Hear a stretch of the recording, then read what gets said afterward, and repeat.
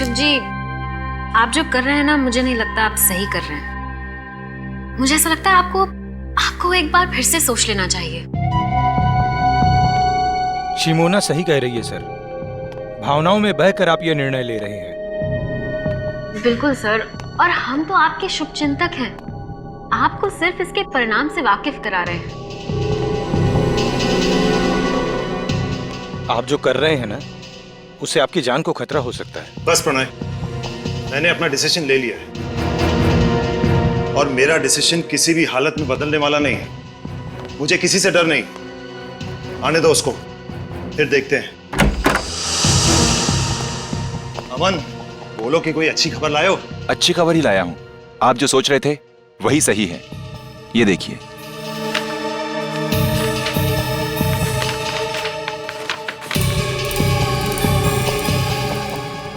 Simona, वो कागजात देना। जी। पेन।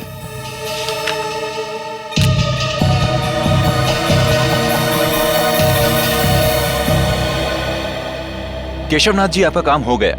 अब आप बेफिक्र हो जाइए। मुझे नहीं लगता ये इतना आसान है।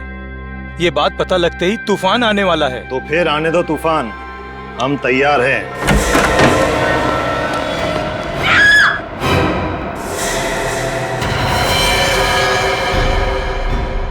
तुम्हें चेतावनी दी गई थी मिस्टर केशव, और चेतावनी सिर्फ एक बार दी जाती है, अगली बार तो सिर्फ गोली।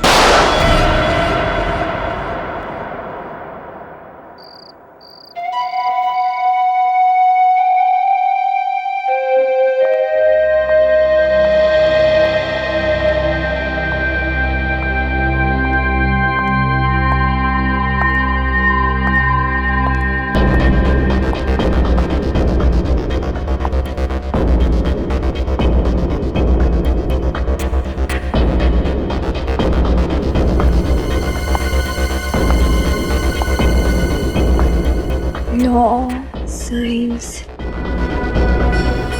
All books. Shelf number 2. ये.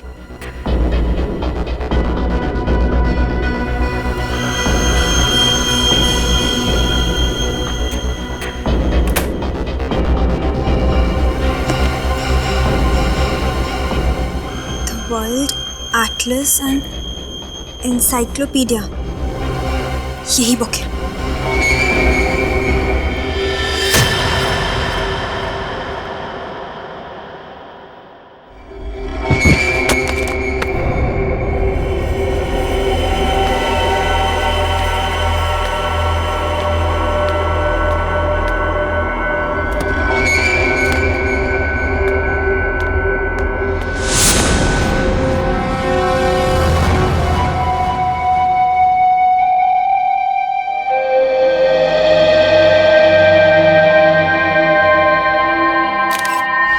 गले में छेद है। लेकिन सर, हमें तो ऐसी कोई चीज मिली नहीं यहाँ से। हो सकता है खूनी अपने साथ ले गया।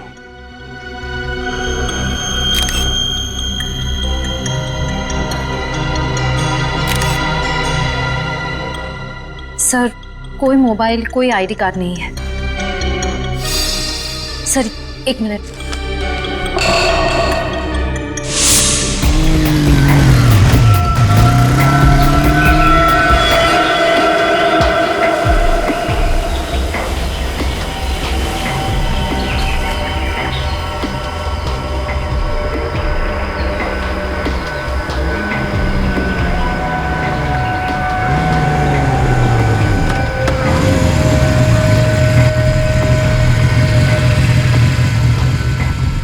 क्या करना है मुझे?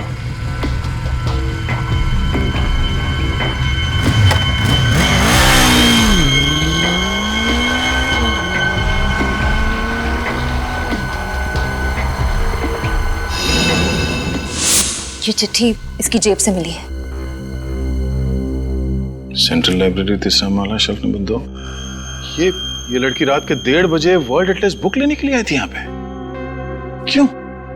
हाँ सर, और सर वो किताब यहाँ से गायब भी है। ओह, बड़ी अजीब बात है। रात के 1:30 बजे ये लड़की यहाँ वर्ल्ड एटलस बुक लेने आती है और उसी की मौत हो जाती है, और वो बुक भी यहाँ से गायब है। इसका मतलब है कोई और भी था जो बुक लेने के लिए आया था। उस किताब में ऐसा क्या हो सकता है? सर वो तो एक सिंपल मैप्स की बुक है। बुक भले ही सिंपल हो, लेकिन कोई ना कोई बात तो जरूर है सर। लगता है उस बुक के साथ छेड़छाड़ की गई होगी। सचिन, बाहर जाके पता करो किसी ने इन लोगों को अंदर बाहर आते जाते देखा है क्या? ये वर्ल्ड एटलस बुक आखिरी बार कौन लेके गया था? Sir 1 minute.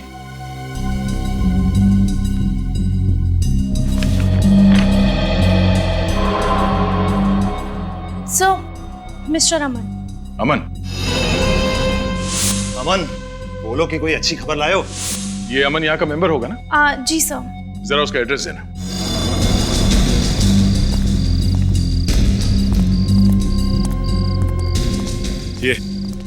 ये पीछे का गेट तो हमेशा बंद रहता है। अगर वो लड़की यहाँ से आई है इस तरफ से, वो जो औरत कैंडल बेच रही है उसे पता होगा। चलो पूछते हैं। Excuse me. 10 का 1 कैंडल है सर, कितने कैंडल्स दूं?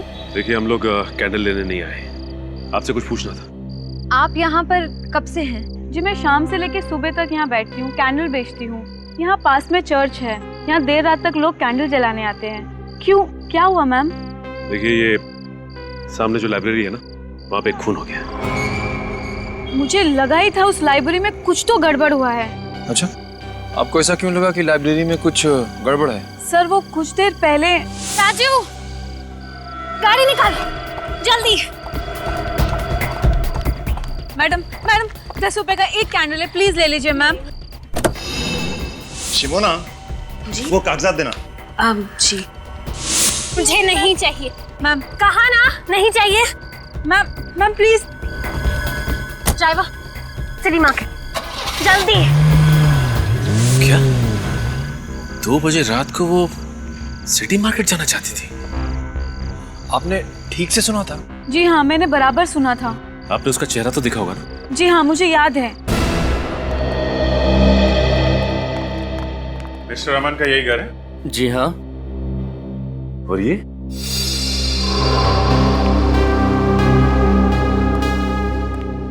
क्या आप यही अमन जी हैं?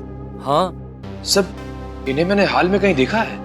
हाँ सर, चेहरा जाना पहचाना लग रहा है, लेकिन याद नहीं आ रहा है कहाँ देखा है सर। जरूर देखा होगा। अमन सर बहुत बड़े वकील हैं, आपने टीवी पर किसी इंटरव्यू में देखा होगा उन्हें। अच्छा, तो आपके साहब बड़े वकील हैं? हाँ। कहाँ गए? ऑफिस? नहीं, आज सुबह वो अपना सामान लेकर के शहर से बाहर चले गए।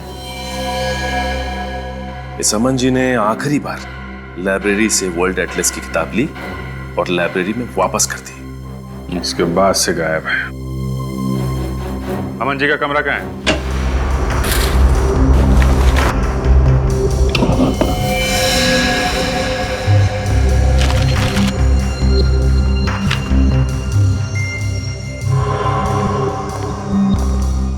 सर अलग अलग देशों के कटे हुए नक्शे मिले।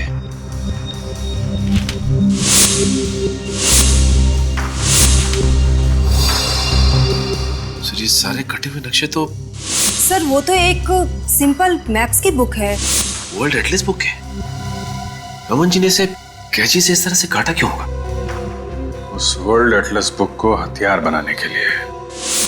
उस बुक में से सारे पन्ने काटे, उसके अंदर कोई नुकीली चीज रखी जो किताब खुलते ही पिस्टन के जरिए तेजी से बाहर निकली और उस लड़की का खून हो गया।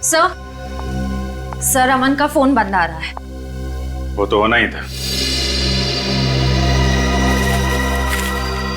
सर ये देखिए सर, उल्टे हुए music notes. Music notes? Sir उसने म्यूजिक नोट फाड़ के फेंका क्यों होगा? लेकिन अमन सर को तो संगीत का शौक ही नहीं है। तो ये देखिए, ये वायर और ये स्प्रिंग।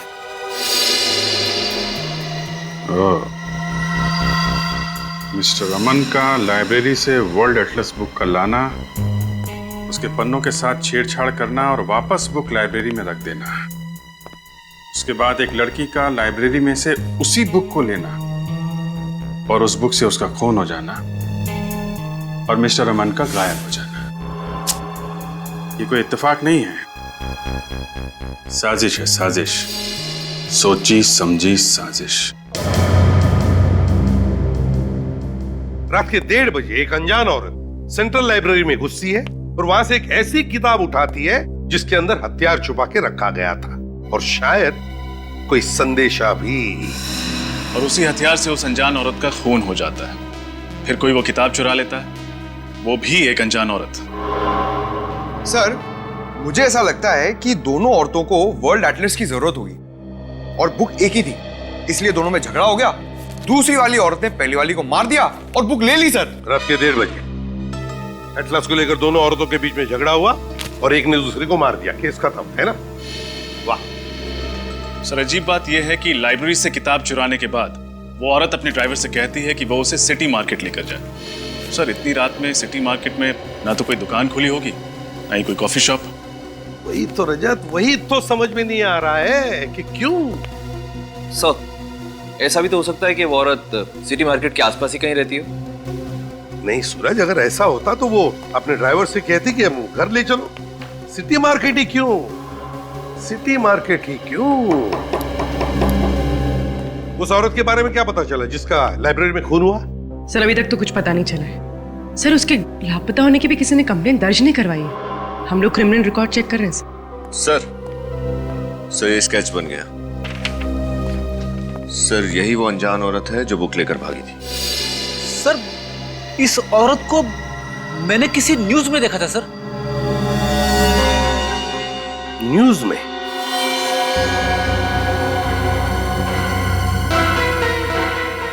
न्यूज में?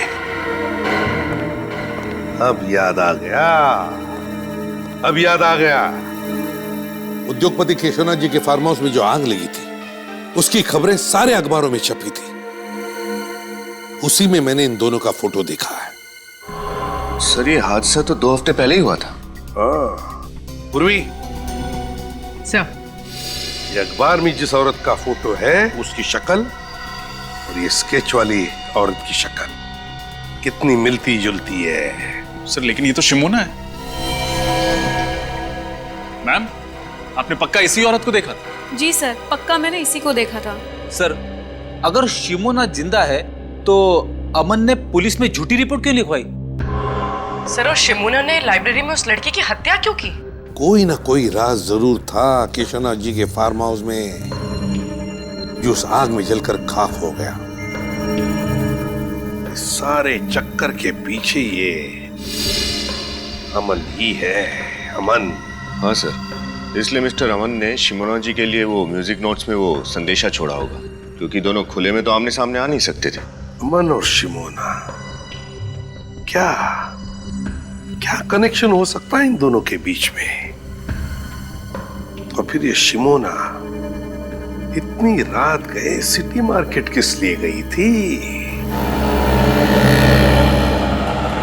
सर, अमन के घर से हमें कुछ फटे हुए कागज मिले जिन पर कुछ म्यूजिकल नोट्स लिखे हुए। सर, इस वर्ल्ड एटलस का म्यूजिकल नोट से क्या कनेक्शन हो सकता है? उस वर्ल्ड एटलस में कुछ तो ऐसा होगा जिसकी वजह से शिमोना सीधे इस मार्केट में आ गई। सर, रात के समय लाइब्रेरी से सिटी मार्केट पहुंचने में लगभग 10-15 मिनट लगते हैं। उस कैनल बेचने वाली औरत ने हमसे कहा था कि उसने शिमोना को 1:45 बजे देखा होगा, तो वो इस मार्केट में 2 बजे तक पहुंच गई होगी। हाँ, लेकिन उस समय तो मार्केट बिल्कुल सुनसान रहा। मुझे नहीं लगता कि किसी ने शिमोना को या उसकी गाड़ी को देखा होगा। फिर भी ट्राई करते हैं, हो सकता है किसी ने कुछ देखा हो। तुम इस तरफ पूछो, मैं उस तरफ के दुकानदारों से पूछता हूँ।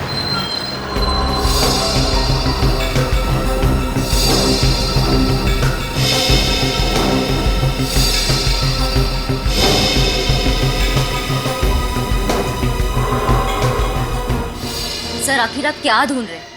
हम कह रहे हैं ना कि अमन सर ने कोई गैर कानूनी काम नहीं किया है। गैर कानूनी काम नहीं किया तो फिर अचानक क्यों गायब हो गए? मुझे नहीं पता। कोई भी वकील बिना किसी को बताए अपने सारे कोर्ट केसेस छोड़ के वेकेशन पे तो जाएगा नहीं, और अगर जाएगा तो कम से कम अपनी पर्सनल सेक्रेटरी यानी आपको तो बता के जाएगा, लेकिन उन्होंने मुझे कुछ नहीं बताया। और अगर नहीं बताता है तो इसका मतलब है कि वो कोई गलत काम कर रहा है और वो नहीं चाहता है कि उसके बारे में किसी को पता चले। नहीं, अमन सर कभी कोई गलत काम नहीं कर सकते, और वाकई में हमें नहीं पता है कि वो गए कहाँ हैं। इतना जरूर पता है कि वो हमें कांटेक्ट जरूर करेंगे, वो भी सही समय पर। अब आप ही बताइए साहब, इतनी छोटी सी चीज चुराने के लिए मेरी दुकान का ताला तक तोड़ डाला। मेरी तो समझ में नहीं आ रहा कि वो चोर था या फिर कोई पागल था। और कुछ तो चोरी नहीं हुआ दुकान से? नहीं साहब, और कुछ तो चोरी नहीं हुआ। चलो ठीक है, आइए मेरे साथ। उर्वी,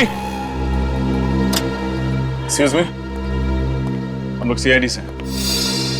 सर क्या हुआ क्या यहाँ पे? सर वो कल रात को मेरे म्यूजिक स्टोर में ताला तोड़कर एक चोर घुस आया था, और सर वो केवल एक म्यूजिक बॉक्स के अलावा और कुछ भी चुरा कर नहीं ले गया। एक ही म्यूजिक बॉक्स? उसके अलावा उसने कुछ भी नहीं चुराया? जी मैडम, वो चोर देर रात को आया होगा जब पूरा मार्केट बंद हो जाता है, चारों ओर सुनसान हो जाता है, तभी तो किसी ने कोई आवाज भी नहीं सुनी। हो सकता है शिमोना ने ही वो म्यूजिक बॉक्स चुराया। अच्छा, ये म्यूजिक बॉक्स आपके पास था कब से? सर कल सुबह ही एक सेल्समैन देकर गया था। कल सुबह? जी मैम, उस सेल्समैन ने बतौर सैंपल वो म्यूजिक बॉक्स मेरे पास रखा था और कहा था कि एक म्यूजिक कंपनी ने एक नया आइटम लॉन्च किया है, वो म्यूजिक बॉक्स में कस्टमर को दिखाकर मैं और 20 के ऑर्डर भी ले लूंगा। और उसने कहा कि वो 2 दिन के बाद आएगा ऑर्डर लेने के लिए, तभी वो सैंपल वाला म्यूजिक बॉक्स लेकर जाएगा। सर उसने वो सैंपल पीस बेचने के लिए मना किया था। अब आप ही बताइए मैं उसको क्या जवाब दूंगा। ये सेल्समैन पहले भी आया था आपकी दुकान पर? जी नहीं सर, वो सेल्समैन हमारे लिए नया था, पहले कभी नहीं देखा। यही था? हाँ सर, यही था वो आदमी। Thank you. मुझे लगता है अमन यहाँ सेल्समैन बनकर आया और उसने इस दुकानदार को वो म्यूजिक बॉक्स बतौर सैंपल दिया ताकि ये दुकानदार उसे बेच ना पाए और शिमोना आकर उसे चुरा ले। सर जरूर उस किताब में कोई कोड या मैसेज होगा जिसमें लिखा होगा कि शिमोना को म्यूजिक बॉक्स इस मार्केट से चुराना है। लेकिन सेंट्रल लाइब्रेरी से सिटी मार्केट से म्यूजिक बॉक्स, ये कोड्स का चक्कर कुछ समझ में नहीं आया।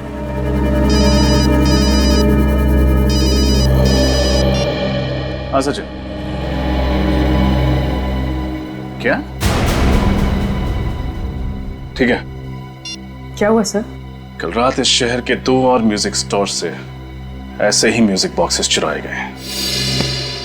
अमन जी का और शहर के जाने माने स्टील बैरन मिस्टर केशवनाथ, इनके बीच क्या रिश्ता था?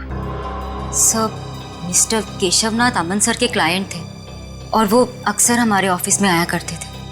अमन सर मिस्टर केशवनाथ का लीगल काम संभाल रहे थे जो गुप्त रखा गया था। जी सर, और इसी सिलसिले में एक दिन उनकी बेटी मीनार भी हमारे ऑफिस में आई थी सर। मीनार तुम? मैम, हम लोग यहाँ पे कुछ इंपॉर्टेंट काम कर रहे हैं, प्लीज आप बाहर जाइए। तुम चुप करो और निकलो यहाँ से। और तुम अमन, अगर मेरे पापा को बहकाना बंद नहीं किया ना तो उसका नतीजा बहुत बुरा होगा। मैम, ये आप क्या कर रही हैं? पागल हो गई है क्या आप? मिस्टर अमर केशवनाथ जी का ऐसा कौन सा गुप्त काम संभाल रहे थे जिसकी वजह से मिसेस मीनार को उन्हें जान से मारने की धमकी देनी पड़ी? सर हमें वाकई में कुछ नहीं पता, क्योंकि अमन सर मिस्टर केशवनाथ का काम खुद संभालते थे। हाँ सर, और इस केस के बारे में उन्होंने मुझे भी कुछ नहीं बताया सर। सर। हाँ बेटी। सर केशवनाथ जी के कोई भी लीगल पेपर्स इस ऑफिस में नहीं है, मगर सर ये मिसेस मीनार को अमन पे इतना गुस्सा क्यों आया? और सर ये अमन फार्म हाउस में लगी आग के सिर्फ एक गवाह थे या वो जानते थे कि आग लगने से पहले वहां क्या हुआ था? ये तो केशवनाथ जी के फार्म हाउस पे जाके ही पता चलेगा। जरा मिसेस मीनार को भी वहां बुलवाओ।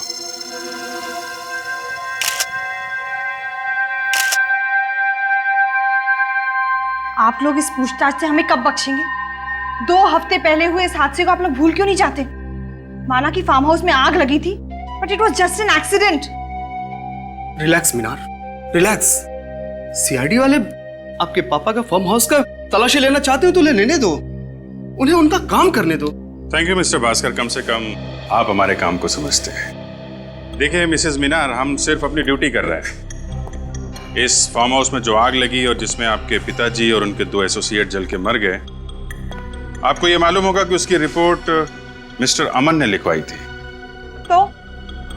तो हुआ यह है कि मिस्टर अमन अभी लापता हो गए हैं। और सिर्फ इतना ही नहीं, सेंट्रल लाइब्रेरी में हुए एक गुमनाम लड़की के कत्ल में भी उसका हाथ है। मुझे ये नहीं समझ में आ रहा कि एक लाइब्रेरी में हुए कत्ल का इस फार्म हाउस के जलने से क्या मतलब है। यहाँ आग कैसे लगी, कब लगी, पुलिस इसकी तहकीकात कर रही है। और तहकीकात में ही पता चला है कि अमन को आपने बंदूक दिखा के धमकी दी थी। क्यों? क्योंकि अमन एक नंबर का धोखेबाज है। उसने मेरे पापा की आंखों में धूल झोंक कर करोड़ों रुपयों का गबन किया है। और इससे आप ये कैसे कह सकते हैं कि मैंने अमन को कुछ किया है? ठीक है, फिलहाल अभी हम आपकी बात पे विश्वास कर लेते हैं, लेकिन सर ये बाहर पेड़ में धंसी हुई मिली। बंदूक की गोली? इसका मतलब इस फार्म हाउस में गोलियां भी चली। Oh my God! ये गोली चलने वाली बात अमन ने पुलिस रिपोर्ट में क्यों नहीं लिखवाई? ये वीणा का है, ये संतूर का है और ये सितार का है। ये तीनों एक ही राग पर है, लेकिन इनके वाद्य यंत्र अलग अलग हैं। मैं आपको इनके राग सुनाता हूं।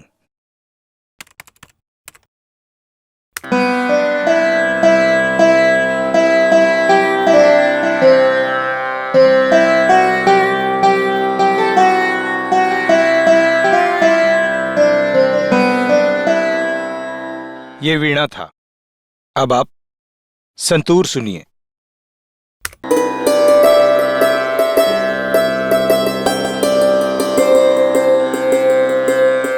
ये सितार का है।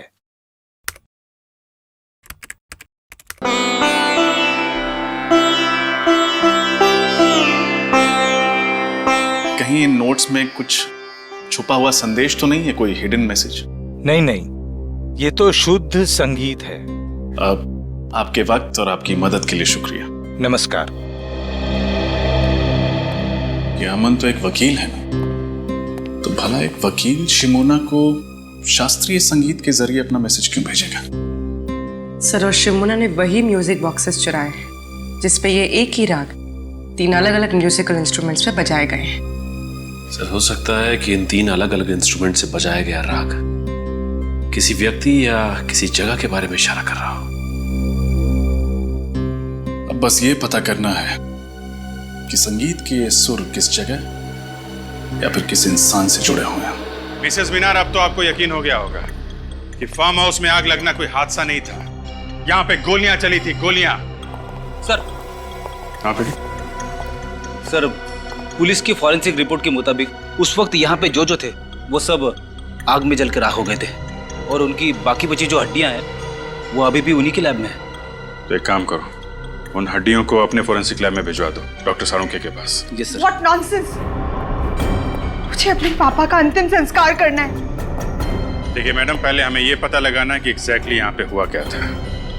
फिर आपके पिता की हड्डियों की शिनाख्त भी अभी बाकी है, तब तक आपको इंतजार करना ही पड़ेगा।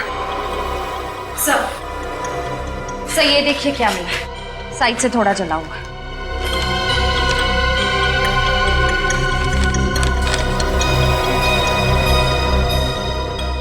DNA print. हड्डियां तो बुरी तरह जल गई हैं, इनके चेहरे अच्छे से बन पाएंगे? हाँ अभिजीत, इस फेस कंस्ट्रक्शन सॉफ्टवेयर के जरिए आप मौका वारदात पर पाई गई खोपड़ी का फेस कंस्ट्रक्ट करने की कोशिश तो करो।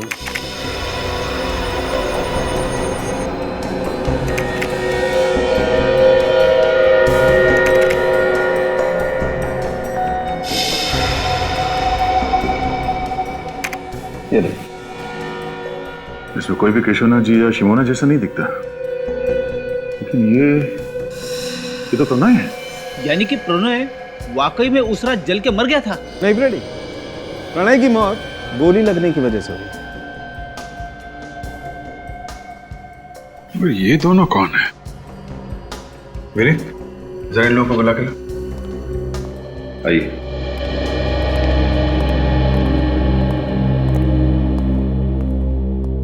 जरा इन 2 चेहरों को देखिए, इनको पहचानते हैं आप लोग? कभी ये देखा है? इनमें से हम किसी को नहीं जानते। हमें क्या पता कौन है ये लोग? सर आपका शक सही निकला। घटनास्थल से लाई गई सारी हड्डियों का डीएनए टेस्ट मिल गया। किसी का भी डीएनए मिसेस मीनार के डीएनए से नहीं मिलता। यानी वाकई में केशवनाथ जी जिंदा है? पर मेरे पापा हैं कहाँ? उन्होंने अब तक फोन क्यों नहीं किया? हम लोग जल्दी पता लगा लेंगे। अभी आप लोग जा सकते हैं। अच्छा तारिका, वो फार्म हाउस पे जो डीएनए की रिपोर्ट मिली थी उसका क्या हुआ? ये डीएनए प्रिंट एक 25 से 30 साल की औरत का है जिसका केशवनाथ जी के साथ जेनेटिक लिंक है। और एक बात सर, ये औरत को एक बहुत ही असामान्य बीमारी है, एक्वाजेनिक प्लूराइटिस। ये बीमारी है क्या? यह एक बहुत ही रेयर जेनेटिक डिसऑर्डर है। इसके रोगी को पानी से एलर्जी होती है। जरा सा भी पानी अगर शरीर में कहीं भी लग जाए तो बहुत जबरदस्त एलर्जी होती है, खुजली होती है। बारिश का पानी, पसीना, यहाँ तक कि हवा में अगर जरा सी नमी भी बढ़ जाए तो रिएक्शन होता है। और इस इंसान को इतनी खुजली होती है कि कई बार तो इसकी मौत हो जाती है खुजली की वजह से। तो बहुत भयानक बीमारी है। ऐसे पेशेंट जिंदा कैसे रहते हैं? एंटी एलर्जिक दवा खा करके, ताकि इससे लड़ने की क्षमता बढ़ा सके। ऐसे रोगी को हॉस्पिटल में अल्ट्रावायलेट बी पॉजिटिव फोटोथेरेपी दी जाती है। ये पेशेंट्स पानी पी सकते हैं? पी सकता है, लेकिन सिर्फ मिनरल वाटर। अगर जरा सा भी क्लोरीन का पानी पिया तो पूरे शरीर में बुरी तरह से रैशेज हो जाते हैं। सिर्फ मिनरल वाटर? पानी के? अच्छा, ओके, ठीक है, ओके। क्या हुआ? लाइब्रेरी में जिस अनजान लड़की की लाश मिली थी उसका नाम बिंदु है। वो एक गुनहगार थी और जेल में सजा भी काट चुकी थी।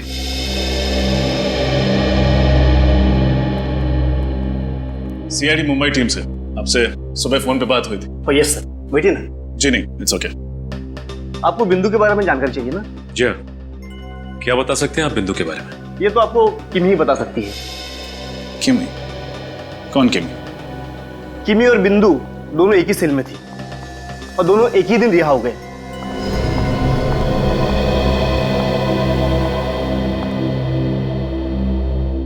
किमी देखो, हम तुम्हें डराने या धमकाने नहीं आए हैं। हम बस ये जानने आए हैं कि तुम बिंदु के बारे में क्या जानती हो। वो बिंदु क्या? बिंदु ने मेरे को पैसे का लालच दिया था और बोला था किसी काम में उसका साथ देने को। कैसा काम? वो तो सर उसने नहीं बताया। किसने सौंपा था काम? सब ये भी नहीं बताया उसने। बोला था टॉप सीक्रेट है। और साहब मैंने पूछा भी नहीं, अपने को तो सिर्फ पैसों से मतलब था साहब, इसलिए नहीं पूछा। कहाँ गई थी तुम उसके साथ? Central library, Mumbai. Central library? इसका मतलब बिंदु पहले भी गई थी लाइब्रेरी? हाँ सर। क्यों गए थे तुम दोनों वहां? सर बिंदु और मैं सॉफ्टवेयर इंजीनियर बनकर गए थे उस लाइब्रेरी में। बिंदु को कुछ कंप्यूटर से जानकारी चाहिए थी और मैं बाहर निगरानी कर रही थी कि अगर कोई आसपास दिखाई दे तो तुरंत इत्तला कर दूं बिंदु को। पर वो जानकारी जो उसे चाहिए थी उसे मिली? नहीं सर। सर, लाइब्रेरी के कंप्यूटर से ऐसी क्या जानकारी हासिल करना चाहती थी बिंदु? पता नहीं, लेकिन ये पक्का है कि फार्म हाउस पे किए गए खून का राज जरूर उस लाइब्रेरी में छुपा है। मुझे प्रणय को वहां जाने ही नहीं देना चाहिए था। केशवनाथ जी की प्रॉब्लम में उसको पढ़ने की क्या जरूरत थी? किस प्रॉब्लम की बात कर रही हैं आप? प्रणय और शिमोना केशवनाथ जी के बिजनेस एसोसिएट थे। केशवनाथ जी को अपनी बेटी मीनार पर बिल्कुल भरोसा नहीं था, इसलिए वो चाहते थे कि अपनी जायदाद को किसी ट्रस्ट में रख दें। प्रणय और शिमोना उन्हें मनाने की बहुत कोशिश कर रहे थे कि अपनी बेटी के साथ ऐसा ना करें। और मीनार को केशवनाथ जी के इस फैसले के बारे में मालूम था क्या? जी ये तो मैं नहीं जानती, लेकिन फार्म हाउस में आग लगने के एक हफ्ते पहले प्रणय ने मुझसे कहा था कि केशवनाथ जी ने अपनी जायदाद को ट्रस्ट में देने का फैसला बदल दिया है। और उसकी वजह? क्योंकि उन्हें कोई और वारिस मिल गया था। नया वारिस? हाँ, केशवनाथ जी को वसीयत बनाने से पहले उसके बारे में कुछ कंफर्म करना था। ये डीएनए प्रिंट एक 25 से 30 साल की औरत का है जिसका केशवनाथ जी के साथ जेनेटिक लिंक है। इसका मतलब वो डीएनए प्रिंट उस दूसरी लड़की का था जिसे केशवनाथ जी अपनी जायदाद का वारिस बनाना चाहते थे। क्या प्रणव जी ने उस नए वारिस का नाम बताया था आपको? यही पता करने के लिए तो वो फार्म हाउस गए थे उस दिन, लेकिन फिर वापस ही नहीं आए। मतलब ये सारा केस केशवनाथ जी की जायदाद से जुड़ा हुआ है, जो अपनी बेटी को नहीं बल्कि किसी और रिश्तेदार को देना चाहता है। और वो डीएनए प्रिंट जो केशवनाथ जी के जले हुए फार्म हाउस से मिले वो उसी रिश्तेदार के होंगे। किसी के डीएनए प्रिंट मिलने से ये कैसे साबित होगा कि वो केशवनाथ जी के रिश्तेदार के हैं? सूरज, इंसान दो ही वजह से डीएनए टेस्ट करवाता है, या तो उसे रिश्ता साबित करना होता है या फिर बीमारी के बारे में, जेनेटिक बीमारी के बारे में पता करना होता है। लगता तो यही है कि केशवनाथ जी ने डीएनए टेस्ट के जरिए रिश्तेदारों की पहचान करने की कोशिश की है। हमें ये कैसे पता चलेगा कि वो डीएनए प्रिंट किस रिश्तेदार का है? किमी बता रही थी कि बिंदु और वो जब जेल से छूटी तो दोनों सेंट्रल लाइब्रेरी में गई थी उस कंप्यूटर से कुछ इंफॉर्मेशन निकालने के लिए। सर, इसका मतलब वो 25-30 साल की लड़की जिसे डीएनए रिपोर्ट के मुताबिक पानी की एलर्जी है, वो इसी लाइब्रेरी में काम करती है। एग्जैक्टली। मतलब सर, हमें ना सिर्फ केशवनाथ जी, अमन और शिमोना को खोजना है, बल्कि लाइब्रेरी में काम करने वाले उस गुमनाम वारिस का भी पता लगाना है। ये केशवनाथ जी, अमन और शिमोना को ढूंढेंगे कैसे? रेडी, भले उन तीनों के मोबाइल फोन बंद हो, भले उनके बैंक अकाउंट में कोई लेन देन ना हो, लेकिन हर चीज के लिए पैसा तो लगता ही है। कोई ना कोई तो उन्हें पैसे भेजता ही होगा। बस उन्हें ढूंढ लेंगे। लेकिन कौन सर? केशवनाथ जी और शिमोना के जान पहचान वालों के मुताबिक वो दोनों मर चुके हैं। दया, ये अमन तो जिंदा है, और फिर अभिजीत ने तो कहा ही था ना कि समन की सेक्रेटरी विनीता काफी वफादार है। सर, उन 3 म्यूजिक बॉक्सेस का क्या राज है? वो अमन ने शिमोना के लिए 3 अलग-अलग दुकानों में क्यों रखे थे? अमन को पता था कि कोई उसका पीछा कर रहा है, इसीलिए वो तीनों म्यूजिक बॉक्सेस में शिमोना के लिए संदेश भेजता था। दया, लेकिन पता लगाना पड़ेगा इस केशवनाथ जी का म्यूजिक से क्या संबंध है। और एक काम, इस अमन की सेक्रेटरी विनीता पर नजर रखो, विनीता पर नजर रखो।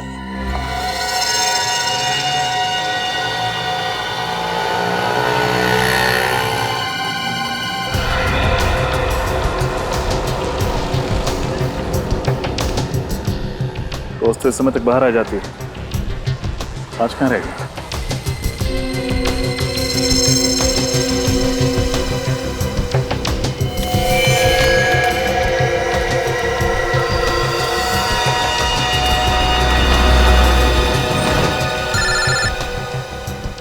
सर, ये पैदल ही आई, शायद ऑटो का वेट करे। अच्छा,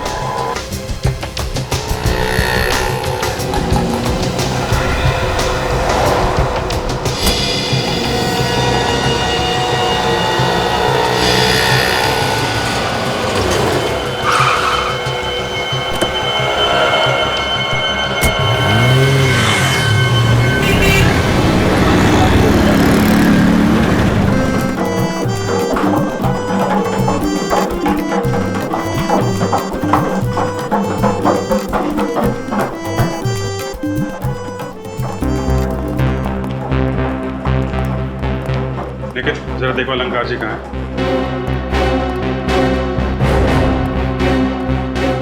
अरे भाई, वो संतूर का क्या हुआ? अलंकार जी। जी? अलंकार जी, हम सीआईडी से हैं और आपसे कुछ पूछताछ करना चाहते हैं। जी, पूछिए। इस म्यूजिकल स्कूल को बनाने वाले केशवनाथ जी के फार्म हाउस में जिस दिन आग लगी, उस दिन वो आपसे 2 बार मिलने आए थे, क्या ये सच है? जी हाँ, ये बात सच है। शिमोना यहाँ 3 म्यूजिकल बॉक्सेस लेकर आई थी। कहाँ है वो बॉक्सेस? अब उस लड़की का नाम शिमोना है या नहीं मुझे पता नहीं, मैंने तो कभी पहले उसे देखा तक भी नहीं। वो यहाँ बॉक्स लेकर आई थी या नहीं? एक लड़की आई तो थी। केशवनाथ जी और अमन के कहने के मुताबिक मैंने वो बॉक्सेस लेके चेक करके अपने पास रख ली। हमें वो बॉक्स चेक करना है।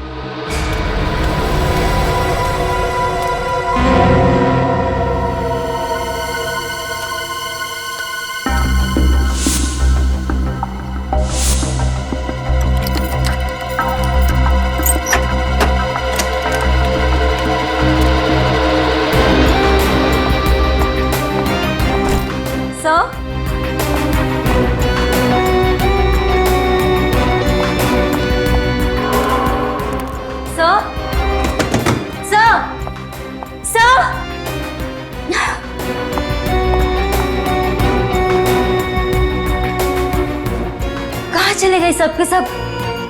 गए होंगे किसी काम से।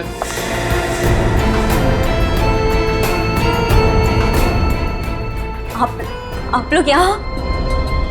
जी हाँ, हम लोग यहाँ क्योंकि हमारा तो काम ही है गुनहगारों को पकड़ना। लेकिन मैं गुनहगार नहीं हूँ। मैं सच में गुनहगार नहीं हूँ। कुछ नहीं किया है मैंने। गोली मत चलाना प्लीज। बंदूक नीचे रखो। बहुत डर लगता है मुझे बंदूक। और झूठ बोलने से डर नहीं लगता? मुझे माफ कर दो सर। मैंने झूठ कहा था कि मैं अमन सर के बारे में कुछ नहीं जानती। मैं तो सिर्फ उनके ऑर्डर्स को फॉलो कर रही थी। अमन सर, मिस्टर केशवनाथ और शिमोना मैडम यही छुपे हुए थे। इसका मतलब ये तीनों इस षड्यंत्र में मिले हुए थे। तुम्हारे पास अमन और शिमोना का नंबर होगा? हाँ सर। फोन लगाओ, पूछो कहाँ है।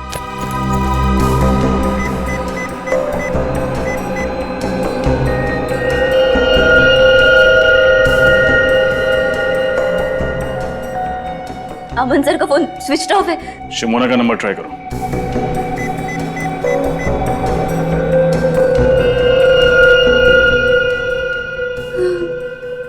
उनका फोन भी बंद है।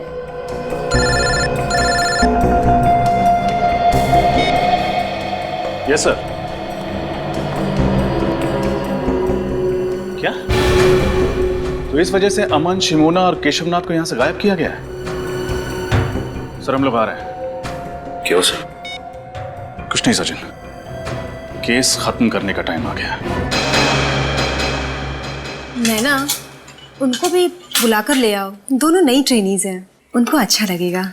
हाँ, लंच टाइम हो गया है, भूख तो लगी होगी। बिल्कुल।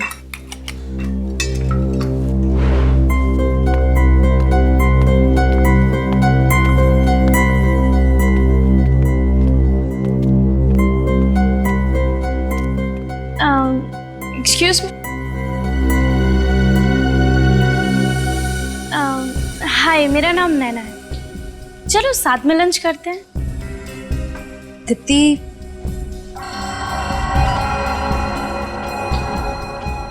लंच के लिए बुला रहे हैं।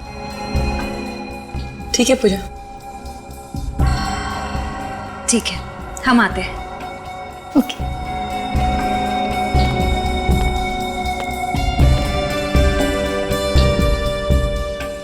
ये लाइब्रेरी बहुत बड़ी है, एक्स्ट्रा स्टाफ की ज़रूरत नहीं थी, फिर भी ट्रस्ट वालों ने तुम दोनों को यहाँ पर जॉब दी।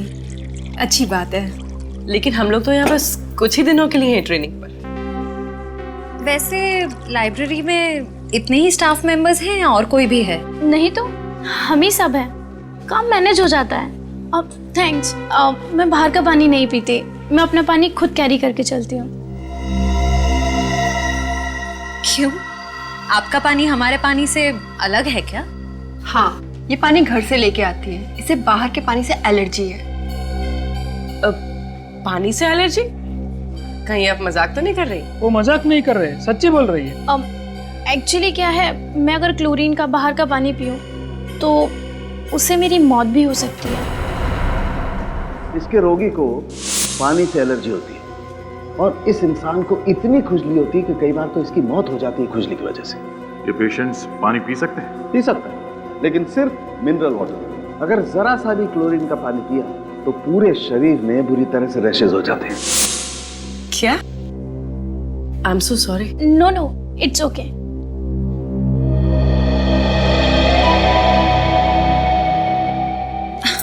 अरे मैं तो भूल ही गई। एवरीबडी एक्सक्यूज मी, मैं अभी आई।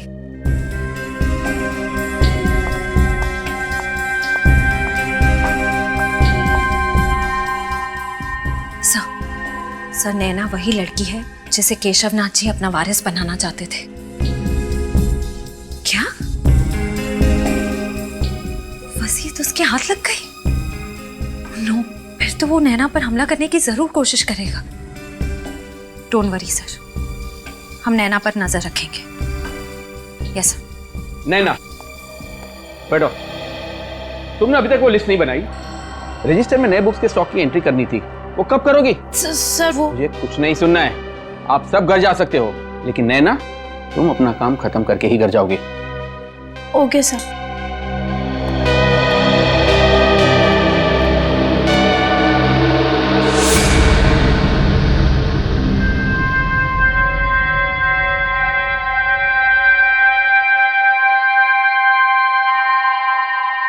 उफ, 11:30 बज गए। ये भी कोई तरीका है काम करवाने का? ये मैनेजर नहीं, हिटलर है, हिटलर। कल ना मैं इसकी लाइब्रेरी की ट्रस्टी से जरूर शिकायत करने वाली हूँ। और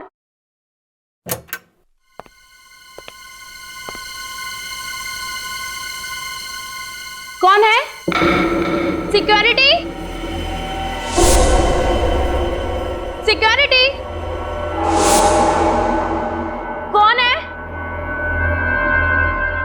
कौन है? कौन है वहां?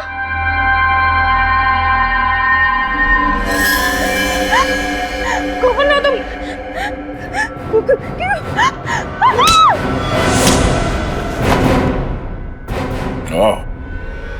तुम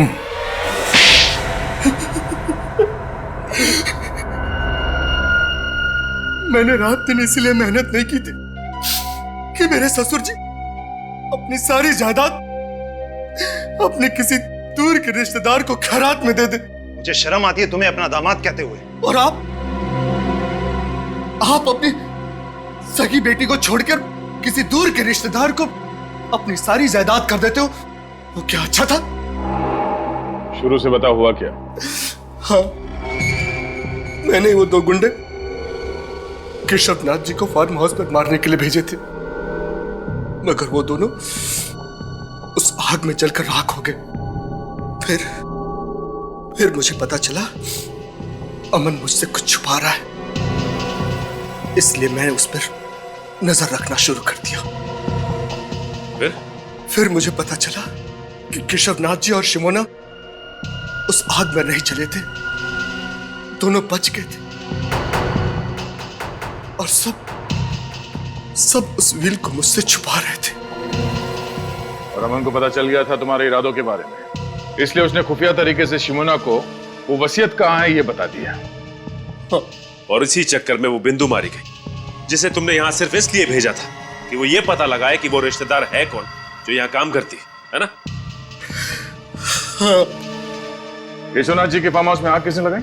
वो आग मैंने लगाई थी सर, ताकि लोगों को लगे कि केशवनाथ जी और शिमोना और प्रणय उस आग में तीनों जलकर मर गए। अब तुम सारी जिंदगी जेल के सलाखों के पीछे अपने गुनाहों की गिनती करते रहना। मिस्टर अमन, आपने केशवनाथ जी की मदद की, अच्छा काम किया, मगर मदद करने का तरीका गैर कानूनी था। आपने खून किया है बिंदु का, और शिमोना जी आपने इसमें इनका साथ दिया। आप दोनों को भी गिरफ्तार किया जाता है।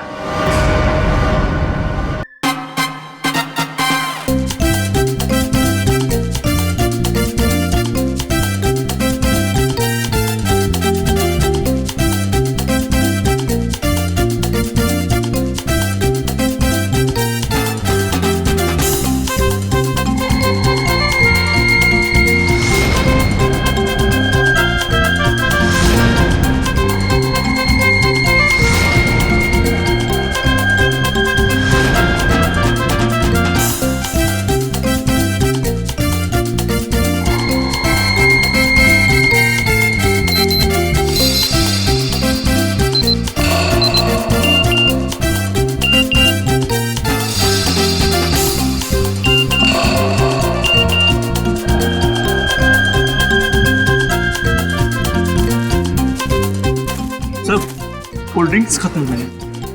ऊपर फ्लैट में पूरा बॉक्स रखा है कोल्ड ड्रिंक्स का। चलो लेके आते हैं। चल।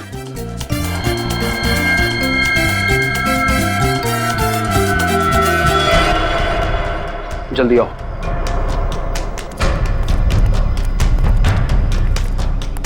जल्दी जल्दी।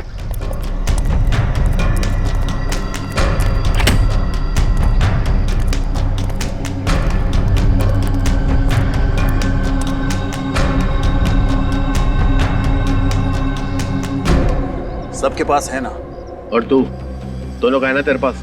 तू फिक्र मत कर, अपने जुबान का बहुत पक्का हूँ मैं, समझा? जानता हूँ कितना पक्का है तू अपनी जुबान का। चल निकाल के दिखा। पहले मैं क्या दिखाऊं? ये दिखाएगा पहले। बस जब देखो स्कूल के बच्चों की तरह लड़ते रहते हो। आकाश पहले तू दिखा। ठीक है।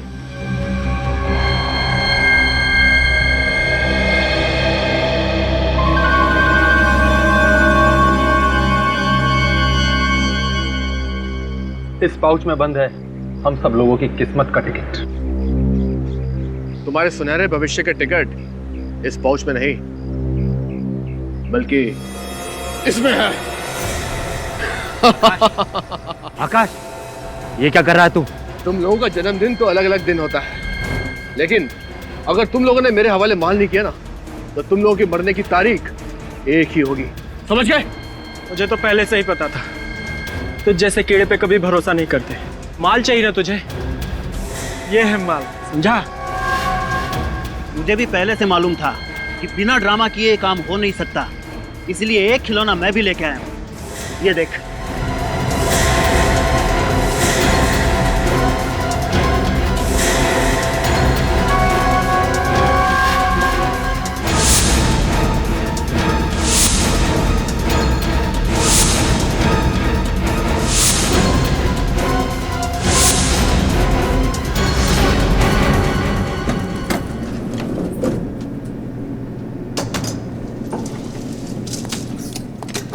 कितने क्रेट चाहिए नीचे?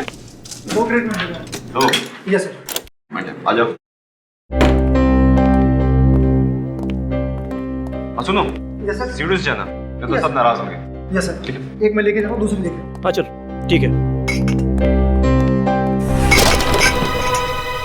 ध्यान से काम कर यार। क्या हुआ? जल्दबाजी किस बात की? हाथ छूट गया, सॉरी सर। ये क्या शोर मचा रखा है? हम सोसाइटी में तुम्हारी कंप्लेंट करेंगे। मैम आप बिना वजह नाराज हो रही है। सॉरी, हम बस नीचे ही जा रहे हैं सामान लेकर। ये लो, अब छत से भी आवाजें आनी शुरू हो गई। पर छत तो बंद थी, ऊपर कौन पहुंच गया? चलो चल के देखते हैं। एक तो एक दिन मिलता है छुट्टी का, उसमें भी तुम लोग चैन से जीने नहीं देते। देखो इस खून खराबे से कुछ नहीं होने वाला। तालाब में इतना पानी है कि हम सब लोगों की प्यास बुझ सकती है। ब्रजेश ठीक कह रहा है। अब अगर हमने ऐसी कोई बेवकूफी की तो हमारी सारी मेहनत मिट्टी में मिल जाएगी। तो ठीक है, मार देते हैं इस आकाश को, फिर हम चारों रहेंगे आराम से। तुझे क्या लगता है तू मुझे गोली मार देगा और मैं तुझे हफ्ते हफ्ते टाटा बाय बाय कहकर ऊपर निकल जाऊंगा? हाँ? तुम दोनों हर वक्त लड़ते क्यों रहते हो? ये सारा ड्रामा तुम दोनों ने शुरू किया है। चलो रखो अपनी अपनी गन अंदर। गन तो पहले आकाश ही नीचे रखेगा, क्योंकि इसके दिल में चोर है, और सबसे पहले गन भी इसी ने निकाली थी। मैंने गन इसलिए निकाली थी क्योंकि मुझे पता था ये आदमी आज धोखा देने वाला है। ईशान, ये आकाश सच कह रहा है। बस बस बहुत होगी डायलॉगबाजी। अब कोई किसी को धोखा नहीं दे रहा है। चलो अपनी अपनी गन नीचे करो। चलो। गन तो पहले आकाश ही नीचे रखेगा। छोटे बच्चे जिद नहीं करते। चल गन नीचे कर। यार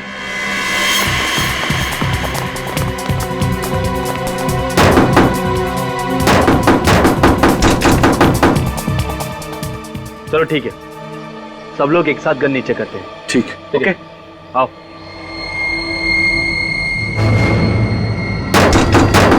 कोई है अंदर? शत्रु कौन है? दरवाजा खोलो। ये आवाज कैसी? सर गोली चलने की आवाज है। गोली? पुलिस को बुलाना पड़ेगा। झगड़े की आवाज भी आ रही है।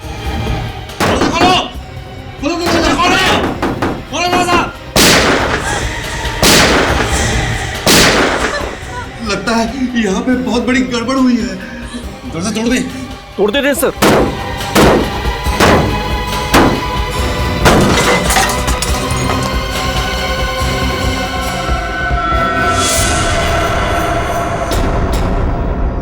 हे भगवान, 5 लाशें।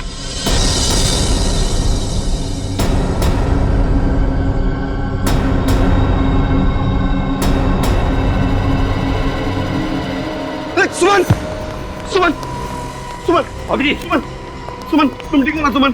अरे अरे कोई पानी लेकर आओ। सर मैं लेकर आता हूँ। सुमन, सुमन क्या हुआ सुमन?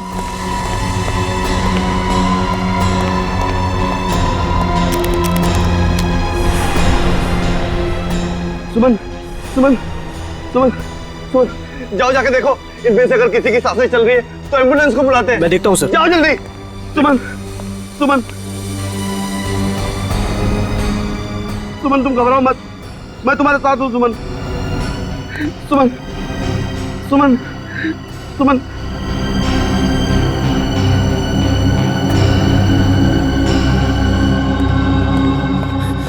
सर एम्बुलेंस को नहीं, सीआईडी को बुलाना पड़ेगा।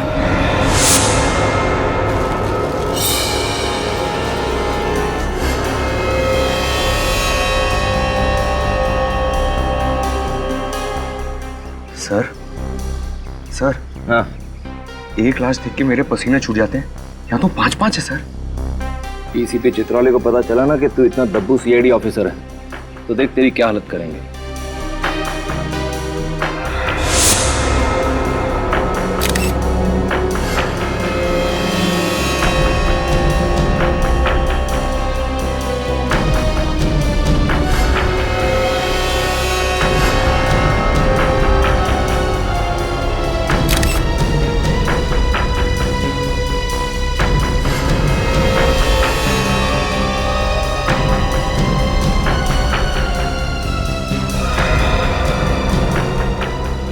पांच लोग, 5 गन्स और पांचों के सीने में गोली लगने के निशान। सर लगता है पांचों की एक दूसरे से गहरी दुश्मनी रही होगी, इसलिए पांचों ने एक दूसरे को मार दिया।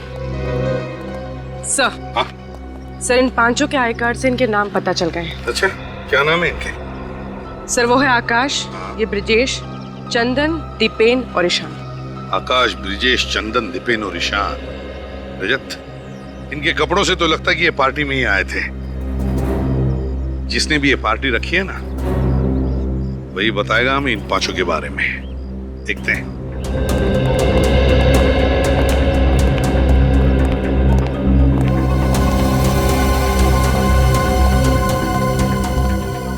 क्या बातें हो रही?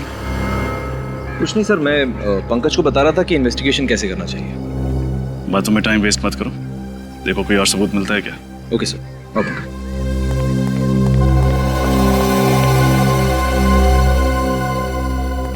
ये पार्टी किसने रखी थी?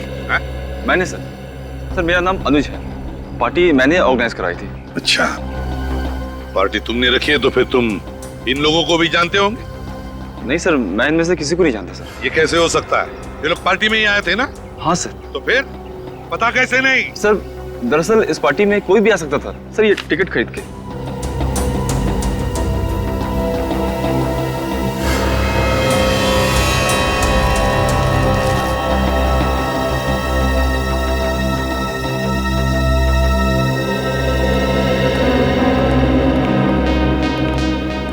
डॉक्टर साहब, ये रही वो 5 गन्स जिनसे गोलियां चली। ओके।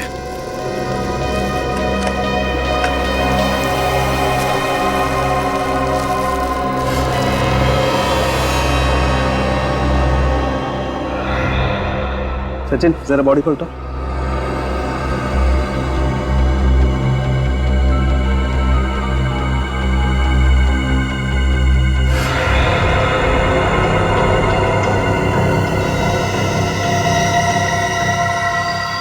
सूरज सर, हाँ सर, ये देखिए दीवार में गोली है सर। शाबाश, एक काम कर, इस गोली को बाहर निकाल। एसीपी साहब के हाथ नहीं लगनी चाहिए।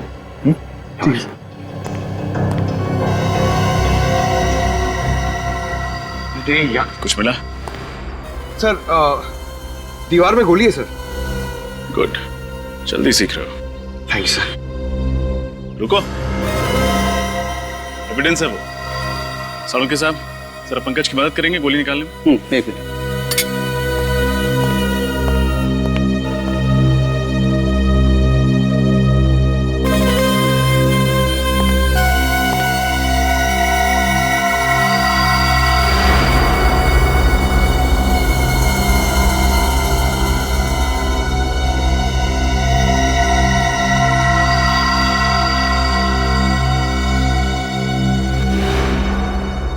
सर, दीवार पे एक छठी गोली मिली है। अच्छा, तो फिर रजत हो सकता है कि वो दूसरी गोली इनमें से किसी की गन से चली है। बॉस, 5 लोगों के शरीर में गोली अभी भी अंदर ही है। अच्छा, तो फिर सावंकी लग जा काम पे, क्योंकि तू ही बता सकता है कि इनमें से कौन सी गोली कौन सी गन से चली है, किसने किसको मारा है। पर ऐसा कैसे हो सकता है तारिका? तुम जरा एक बार फिर से चेक करो यार। सर, मैं 3 बार चेक कर चुकी हूँ, मुझसे कोई गलती नहीं हुई है। अरे तारिका जी, आपसे गलती हो ही नहीं सकती, हो ही नहीं सकती गलती। आप जो इतनी ब्रिलियंट हैं, गलती तो कहाँ फंस गए सर? फंसे यहाँ पर है अभिजीत कि तुम्हें उस छत पर से कितनी लाशें मिली? 5 लाशें, और हर लाश के पास एक एक गन थी, राइट? करेक्ट। और उन गन्स में से गोलियां कितनी चली? 6 गोली, एक गोली पांचों के शरीर में और एक गोली दीवार के अंदर। मतलब वहां जो 5 गन तुम लोगों को मिली, ये 6 गोलियां उन्हीं 5 गन्स में से चली हैं, करेक्ट? Yes sir. यहीं फंस गए। अगर वहां पर 6 गोलियां चली है ना, तो गन्स भी 6 हैं, 5 नहीं है। क्या? 6 गन? जी हाँ। अरे डॉक्टर साहब, अगर वहां पे 6 गन होती तो वो छठी गन हमें मिली कैसे नहीं? यही तो अभिजीत, यही तो मैं भी कह रहा हूँ, यही तो फंस गए हम लोग। कुछ ना कुछ गड़बड़ जरूर है बॉस। अच्छा डॉक्टर साहब, आप कम से कम इतना तो बता सकते हो कि किसने किसको मारा? हाँ, देखो, इस आकाश ने मारा ब्रजेश को, ब्रजेश ने चंदन को, चंदन ने दीपेन को, और इस दीपेन ने मारा ईशान को, और ईशान ने मारा आकाश को, है ना डॉक्टर साहब? यही गलती कर गया, क्योंकि ईशान ने आकाश को नहीं मारा। ईशान की गन से जो गोली चली वो जाकर के घुस गई उस दीवार में जहां से हमने उसे निकाला। ये रही वो गोली। तो फिर आकाश की मौत किसकी गन से हुई? उसी छठी गन से, जो अभी तक आप लोगों को नहीं मिली। अगर वहां पे एक और गन थी, छठी गन, इसका मतलब वहां पे एक और खूनी भी था। सीआईडी की नजरों से कैसे बचा रहे क्या? इस छत को एक बार फिर से चेक करना पड़ेगा, और इन सभी के घर वालों को ब्यूरो में बुलवाओ। माताजी, आप अपने आप को संभालिए, हम अपनी तरफ से पूरी कोशिश कर रहे हैं।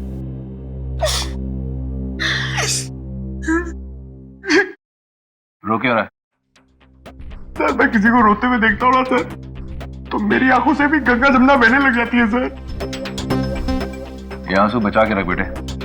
जब डीसीपी चित्रौली को पता चलेगा ना कि तू वो गोली छिपा नहीं पाया और रजत सर ने वो गोली तुझसे ले ली है, फिर देख वो तुझे कितना रुलाता है। अजय, आप अपने आप को संभालिए please. Please sir, Chitrole sir को मत बताइएगा सर, वो मेरे सामने आते हैं ना तो मेरे पैर कांपने लग जाते हैं। Shut up idiot. ना तो तुम उस दिन वो लैपटॉप ठीक से तोड़ पाए, ना गोली छुपा पाए। तुम भूल गए हो कि हम यहाँ सीआईडी में करने के लिए क्या है? केस सॉल्व करने आए ना सर। केस सॉल्व करने बुद्धू बल्कि।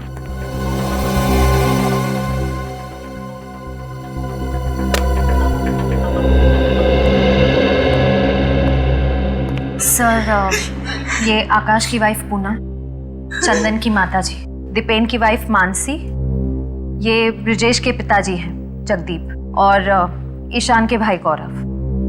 देखिए, हमें बहुत अफसोस है, किसी परिवार वालों को खोना आसान नहीं होता, और इस मुश्किल घड़ी में हमने आप लोगों को यहाँ बुलाया।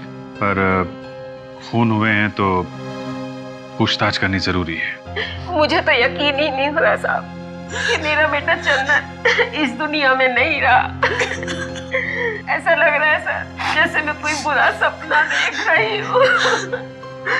माँ जी, हम आपका दुख समझते हैं, लेकिन आप ये बताएंगे कि इन 5 के बीच कोई दुश्मनी थी क्या? नहीं सर, आकाश तो इनमें से किसी को जानते तक नहीं थे, फिर दुश्मनी कैसे हो सकती है? ब्रजेश भी इन लोगों को नहीं जानता था। मैं उसके सारे दोस्तों को अच्छी तरह से जानता हूँ, पर ना तो ये नाम मैंने कभी उसके मुंह से सुने, और ना ही मैंने इन लोगों को इनसे पहले ब्रजेश के साथ उठते बैठते देखा। इन सभी के पास गन थी। गन कहाँ से है इनके पास, आप लोगों को मालूम है? पता नहीं साहब। माफ कीजिएगा माताजी, लेकिन दीपेन की मौत आपके बेटे चंदन के गन से हुई है। क्या? मेरे पति को आपके बेटे ने मारा? ये एक संस्कार दिए थे आपने अपने बेटे को? एक आपके पति भी दूध के तिले हुए नहीं, उन्होंने भी खून किया है।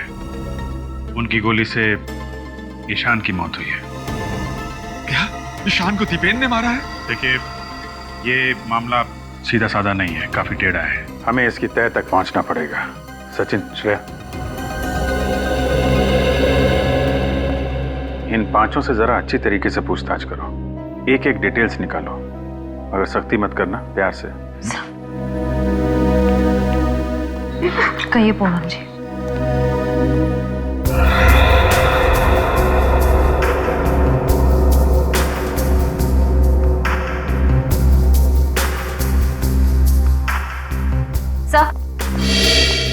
तो मानसी कह रही है कि 2 दिन पहले दीपेन का व्यवहार कुछ अलग हो गया था। अच्छा, अलग सा व्यवहार? किस तरीके का? 2 दिन पहले जरा जरा सी बात पर इरिटेट हो जाते थे, चिल्लाने लगते थे। किस बात पे चिल्ला रहे थे? मैंने उनके कपड़े वॉशिंग मशीन में धोने के लिए डाले थे, पैंट की जेब चेक की तो उसमें एक कागज निकला, इस बात पर ही चिल्लाने लगे। क्या लिखा था कागज में, आपको कुछ याद है? शायद कुछ नंबर जैसा लिखा हुआ था सर। नंबर? कैसा नंबर? शायद CH2 सर। सर कागज कुछ फटा हुआ था, इसलिए मैं ढंग से पढ़ नहीं पाई सर। आधा फटा हुआ कागज और CH2। हमें यहाँ पर 6 गोलियां मिली, जिनमें से 5 गोलियां 5 गन में से चली। छठी गोली जो हमें यहाँ पर मिली, वो किस गन से चली? वो गन नहीं मिल रही है, वो गन ढूंढनी चाहिए। रेडी? अच्छी तरह से ढूंढो।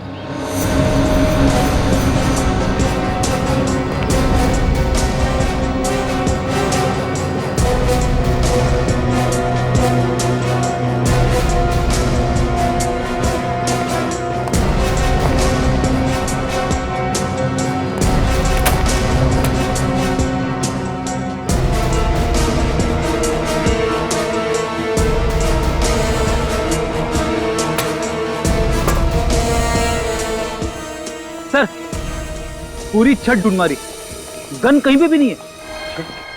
सर, ये भी तो हो सकता है कि छत पे 5 नहीं 6 लोग हों, और जैसे ही दरवाजा खुला वो छठा आदमी टाइम देखते खिसक गया और साथ में अपनी गन ले गया। नहीं सर, दरवाजा खुलने के बाद हम दरवाजे के पास ही थे, हमारे सामने वहां से कोई नहीं भागा। सर 1 मिनट, हो सकता है गोली इस छत से चली ही ना हो, बल्कि सामने की किसी छत से चली। सामने की किसी छत से हो सकता है, हो सकता है। रेडी? काम करो, तुम इसी टेरेस पे खड़े हो जाओ, वहीं पर जहां पर आकाश खड़ा था। Yes sir. सर अगर गोली इतने दूर से चली है तो खूनी को राइफल का इस्तेमाल करना पड़ता, मगर आकाश की लाश से तो हमें गन की गोली मिली। पूरी जरूरी नहीं कि गोली राइफल से ही चलनी चाहिए थी, गन की गोली भी 100 मीटर की दूरी पर निशाने पर लग सकती है, समझी? आप लोग जा सकते हैं, थैंक यू। पांचों मरने वालों के बीच कुछ तो कनेक्शन है, मगर क्या? हाँ सर, कोई तो ऐसी कड़ी है जो हम लोग नहीं देख पा रहे हैं। पंकज, सारी डिटेल्स लिख लिए? जी सर, ये देखिए, आकाश SBL कंपनी में हेड क्लर्क था, चंदन कैंडलविक कॉलेज में लाइब्रेरियन था, Brijesh estate agent, Ishan AKD school में टीचर था और दीपेन की कपड़ों की दुकान थी सर। मतलब पांचों का काम या पेशा एक दूसरे से मिलता जुलता नहीं था। निखिल, इन पांचों के फोन रिकॉर्ड चेक किए? हाँ सर, चेक कर लिया। हाँ। इन सभी ने आपस में ना तो कभी किसी को कॉल किया है और ना ही मैसेज किया है सर। कमाल है, ना कॉल ना मैसेज। 5 अनजान लोग एक पार्टी में एक दूसरे का खून क्यों करेंगे? कुछ तो है जो हम लोग देख नहीं पा रहे हैं। इनके घर कहाँ पे? सर इन पांचों के घर अलग अलग इलाकों में। घर भी अलग अलग इलाकों में? कौन सी डोर है जो इन पांचों को एक साथ बांधती है? पंकज, ये आकाश कहाँ पे काम करता है? सर SBL कंपनी में। SBL कंपनी में आकाश, कैंडलविक कॉलेज में चंदन, AKD स्कूल में Ishan. SBL company, Candlewick college और AKD स्कूल, ये तीनों तो मोतीलाल नगर में है ना? हाँ सर। मोतीलाल नगर। और ये ब्रिजेश और दीपेन की दुकानें कहाँ हैं? सर ये भी मोतीलाल नगर में है। मोतीलाल नगर, मोतीलाल नगर, यही वो मिसिंग चीज है, मोतीलाल नगर। जरा इस मोतीलाल नगर का नक्शा निकालो। जी सर।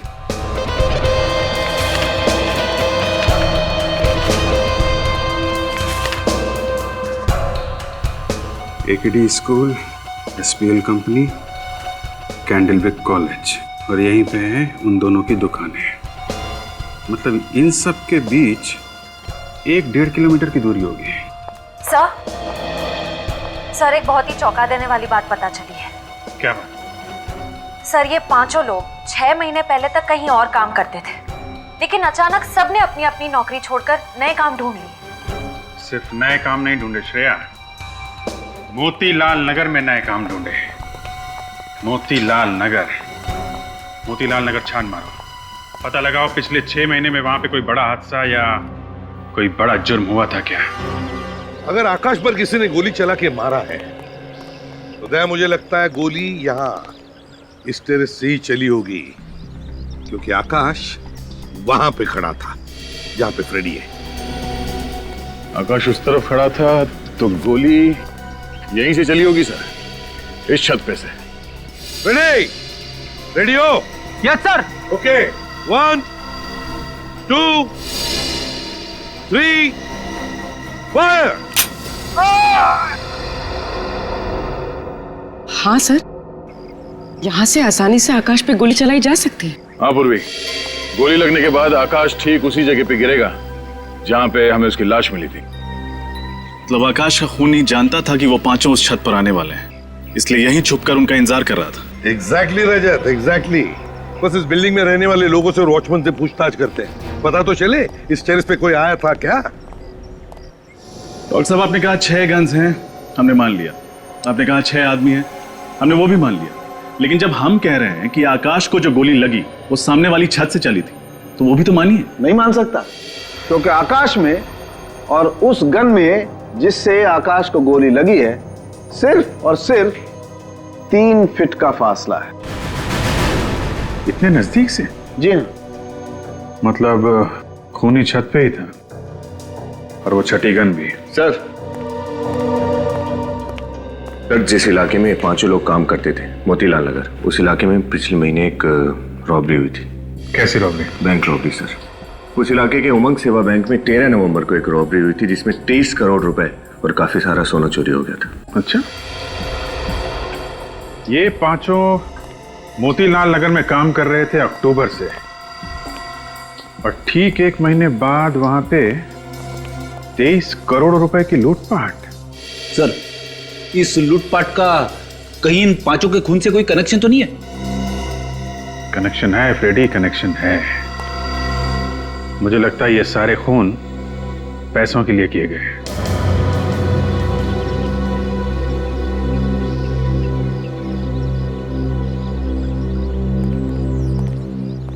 सर केस तो बहुत ही उलझ गया है। छत पे 5 लोग थे, सबके पास 1-1 गन थी, सबकी गन से 1-1 गोली चली।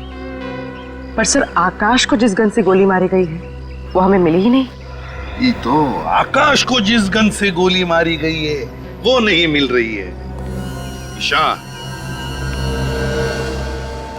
ईशान पर गोली चलाई दीपेन, और दीपेन पर गोली चलाई इस चंदन ने। उसके बाद ब्रिजेश ने चंदन को मारा और फिर आकाश ने ब्रिजेश को मार दिया। आकाश ने ब्रिजेश को मारा, तो फिर इसका मतलब है बचा कौन? बचा आकाश। फिर हो सकता है आकाश गया ईशान के पास ये देखने के लिए कि ईशान जिंदा है या मर गया। और जब आकाश ईशान को देख रहा था, शायद उसी वक्त। बस एक खास खबर पता लगी। जल्दी बताना सालुंखे। ईशान की पैंट पर मुझे खून की कुछ बूंदें मिली हैं। हाँ। और हैरानी की बात यह है कि यह खून ईशान का नहीं, आकाश का है। क्या? और यह बात एकदम पक्की है कि आकाश ईशान की गन से नहीं मारा गया। ईशान की गन से नहीं मरा है? ना। सालुंखे साहब आपने तो केस और भी उलझा दिया। इतना ही नहीं रजत, अगली बात जो मैं बताने वाला हूँ उसे सुनकर तुम सीआईडी से इस्तीफा मत दे देना। सर मुझे ये सालुंखे सर बहुत पसंद है, सीआईडी के इन्वेस्टिगेशन की वाट लगा देते हैं। असली बात यह है बॉस कि आकाश को जो गोली लगी है उस गोली पर मुझे ब्लैक वैक्स, काली मोम के ट्रेसेस मिले। ब्लैक वैक्स, काला मोम? सर क्या काली मोम से गोली ज्यादा ताकतवर हो जाती है क्या? नहीं निखिल, ऐसी कोई बात नहीं। ब्लैक वैक्स से कोई भी गोली ताकतवर नहीं बनती। बात तो कुछ और ही है। एक काम करो सूरज, यस सर। यहाँ लेट जाओ जमीन पर। जमीन पर सर? हाँ, जहाँ पर आकाश की लाश मिली थी। Okay sir. निखिल, तुम यहाँ लेटो, ईशान की जगह पर।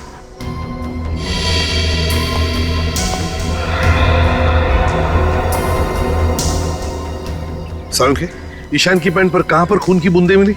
यहाँ घुटने के पास। घुटने के पास? तो हो सकता है आकाश ईशान को देखने के लिए यूं ऐसे खड़ा होगा, जैसे आकाश को गोली लगी, खून की बूंदें ईशान की पैंट पर गिरी, यहां घुटने पर। सारुण के, इसका मतलब है गोली नीचे से ऊपर चली है, नीचे से ऊपर। बिल्कुल ठीक बॉस, गोली नीचे से ऊपर की तरफ ही चली है और गोली बहुत नजदीक से चली। मगर सारुण के, तूने तो अभी अभी कहा ना कि गोली के ऊपर तुम्हें ब्लैक वैक्स के ट्रेसेस मिले, काले मोम के। तो इसका मतलब है कि सारुण के, ये ब्लैक वैक्स, काला मोम जूतों के पॉलिश में इस्तेमाल होता है ना, शू पॉलिश में। यस, हाँ सर, इसका मतलब गन ईशान के जूते में थी। लेकिन सर जूते तो हमने अच्छी तरह से चेक किए थे। अगर गन जूते में थी तो हमें मिलनी चाहिए थी। हाँ सचिन, लेकिन जो कुछ भी छुपा है ईशान के जूते में ही है। जूते फिर से अच्छी तरह से चेक करो।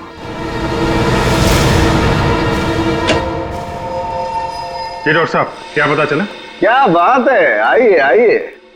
भाई वैसे तो आजकल आप लोग काफी केस हम लोगों के बिना मदद के ही सॉल्व कर लेते हैं, लेकिन इस केस में तो कई बार चक्कर लगाना पड़ा आप लोगों को। है आपको बड़ा गर्व महसूस हो रहा हो कि हम लोग बार बार आपका दरवाजा खटखटा रहे हैं। कुछ पता चला हो तो बता दीजिए। पता ये चला है कि गन तो ईशान के जूते में ही थी। अरे जूते में थी तो हमें क्यों नहीं दिखी? क्योंकि ईशान का एक पैर का जूता ही बदल दिया गया। जूता बदल दिया?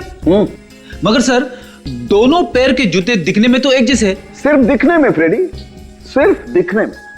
मैंने ईशान के दोनों जूतों में मिले हुए पसीने के रेजिड्यू का डीएनए टेस्ट किया है।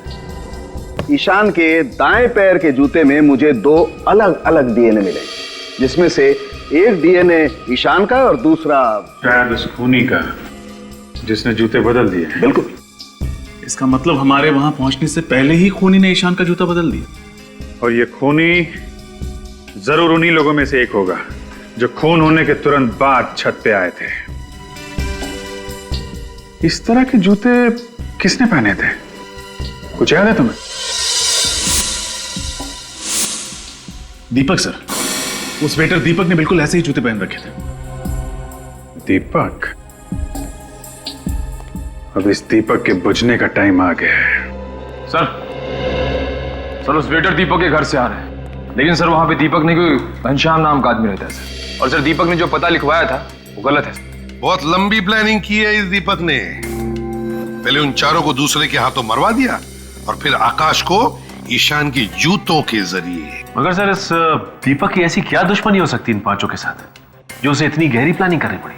सचिन, मुझे तो लगता है ये सारे खून उस उमंग सेवा बैंक की रॉबरी से जुड़े हुए हैं। आपका अंदाजा बिल्कुल ठीक है सर। उस बैंक रॉबरी की डिटेल्स मिल गई है। 6 लोगों ने लूटपाट की थी सर। इनमें से 5 तो वो है जिनकी मौत हो चुकी है, और छठा है ये वेटर दीपक। वेटर दीपक। दीपक, इस दीपक को जल्दी से जल्दी ढूंढना ही होगा। उस वेटर दीपक ने 23 करोड़ की लूटपाट की? नहीं नहीं, ये खून भी किया उसने। खून? अच्छा किया भगवान ने बचा लिया, नहीं तो वो किसी दिन मेरा गला काट के मेरे गले से भी पैसे चुरा के भाग सकता था। बिना बैकग्राउंड चेक किए उसे नौकरी पर रख लिया आपने? एक्चुअली वो शादियों का मौसम है और स्टाफ कम पड़ रहा था। वो लड़का मुझे शक्ल से भोला भाला दिखाई पड़ा, इसलिए मैंने उसको स्टाफ पे रख लिया। सर ये श्याम है। Yes sir. उस पार्टी में दीपक के साथ तुम ही काम कर रहे थे? हाँ साहब। तुमने दीपक को किसी से बात करते सुना था, फोन पे या फिर पार्टी में? नहीं साहब, वो पूरी पार्टी में चुपचाप ही था साहब। मैंने उसे किसी से बात करते हुए नहीं देखा साहब। याद करके बताओ, उस दिन कोई बात हुई हो जो तुम्हें अजीब लगी हो? साहब जब ये हादसा हुआ तो उससे पहले हम लोग उसी फ्लैट से कोल्ड ड्रिंक लेने गए थे, तो उसने मुझे कोल्ड ड्रिंक लेके आगे भेज दिया। जब मैं कोल्ड ड्रिंक लेके सीढ़ियों से नीचे आ रहा था तो मुझे डोरबेल की आवाज सुनाई पड़ी। उस फ्लोर पे तो 2 ही फ्लैट है ना, आमने सामने? Yes sir. तो जिस फ्लैट की उसने घंटी बजाई उसमें रहता कौन है? वो फ्लैट साहब उन्हीं दोनों हस्बैंड वाइफ का है जिनसे आप लोग छत पे पूछताछ कर रहे थे। वही जो बेहोश हो गई थी ना? हाँ साहब, वही दोनों। Thank you. मुझे लगता है दोनों इस केस का हिस्सा है। लगता तो ऐसा ही है। सर, हम सच कह रहे हैं सर, इस खून से हमारा कोई लेना देना नहीं है। देखो, झूठ मत बोलो। सीआईडी शरीफों के लिए शरीफ है और मुजरिमों के लिए एक भयानक सपना। अभी भी वक्त है, सच सच बता दो वरना बुरी तरह फंस जाओगे तुम। सच बोल देते हैं, वरना 5 लाख रुपए के लिए जेल में चक्की पीसनी पड़ेगी। जोर से बोलो। हमें माफ कर दीजिए सर, हमने तो सिर्फ उस वेटर से पैसे लिए थे, लेकिन सर हमारा इस खून से कोई लेना देना नहीं है। किस बात के पैसे? वो सर, किस बात के पैसे? उसकी मदद करने के लिए सर। कैसी मदद? सर, उसने मुझे कहा था कि मैं बेहोश होने की एक्टिंग करूं और सब लोगों का ध्यान अपनी तरफ खींच लूं। जब ये ड्रामा कर रही थी तो वेटर ने जाकर ईशान का जूता अपने जूते से बदल दिया। तुमने एक बहुत बड़ा गुनाह किया है। एक खूनी का साथ देकर तुमने उतना ही बड़ा गुनाह किया है जितना उसने किया है, समझे? कहाँ रहता है ये वेटर? रहता कहाँ ये वेटर? पता नहीं सर, वो तो खुद ही आया था हमारे घर और उसने 5 लाख रुपए देने का वादा भी किया था हमसे। और क्या जानते हो उसके बारे में? बताओ। सर, एक बार उससे फोन पे किसी बैंक के बारे में बात करते हुए सुना था। बैंक का नाम? कहीं वो उमंग सेवा बैंक तो नहीं? नहीं सर, वो तो फोन पर किसी दूसरे बैंक के बारे में बात कर रहा था। किसी दूसरे बैंक के बारे में बात कर रहा था? सर, तब तो बेटा सारा माल लपेट कर भागने की तैयारी कर रहा होगा। हाँ, मुझे तो नंबर याद है, CH2। कहीं ऐसा तो नहीं कि उमंग सेवा बैंक से लूटा हुआ सारा पैसा किसी दूसरी बैंक के लॉकर में छुपा के रखा हो, जिसके नंबर में ये CH2 भी हो? पता लगाना पड़ेगा किस बैंक के लॉकर के नंबर में ये CH2 आता है। हाँ विजय, हम लोग यहाँ मनी ग्रोथ बैंक के सामने खड़े हैं। तुम कहाँ हो? अब पूरे शहर में सिर्फ 3 ही ऐसे बैंक है जिसके लॉकर के नंबर में CH2 है। देखते हैं ये वेटर तुम्हारे जाल में फंसता है, मेरे जाल में, या फिर ACP साहब के जाल में। हाँ? Okay okay. ये वेटर पक्का आपके जाल में फंसेगा। मैंने बैंक से पता किया है, जो 23 करोड़ की लूटपाट हुई है उसके 2 दिन बाद इस बैंक में एक लॉकर खुलवाया गया जो किसी आकाश कुमार के नाम पे। ओह, और उस लॉकर का सिग्नेटरी वो वेटर? हाँ सर, वो वेटर ही है। सर, वो देखिए वेटर आ गया। सर, इसे ही पकड़ लेते हैं। नहीं निकल, अभी नहीं, इसे अंदर जाने दो, बाद में देखते हैं।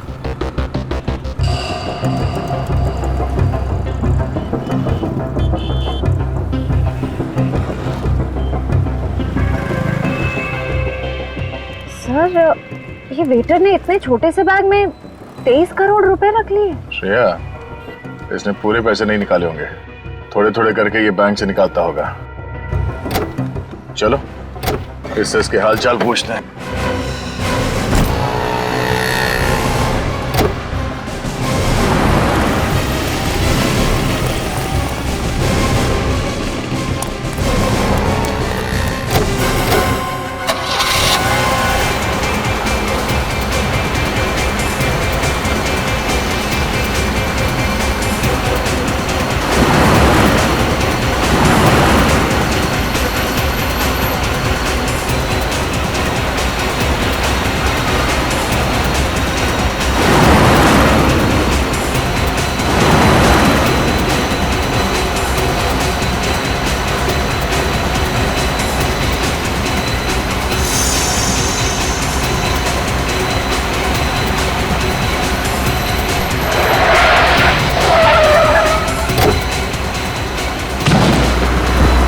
जानबूझ के नहीं किया साहब, अचानक बीच में आ गया साहब। दिखाई नहीं देता?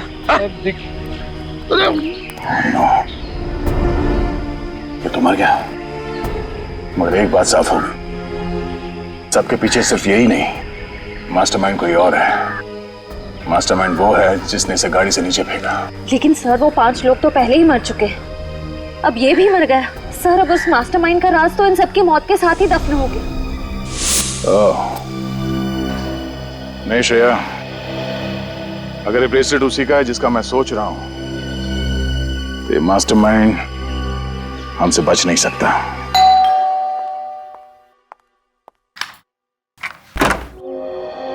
आप लोग?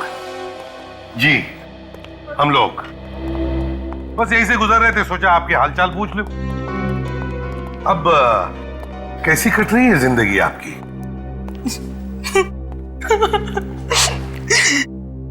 एक विधवा औरत जिसका पति अभी अभी उसका साथ छोड़ के गया, उसकी जिंदगी कैसी कट रही होगी? हर तरफ आंसू ही आंसू। ओहो, आप ये लीजिए, हमसे किसी के आंसू देखे नहीं जाते। ये लीजिए, पोंछ लीजिए।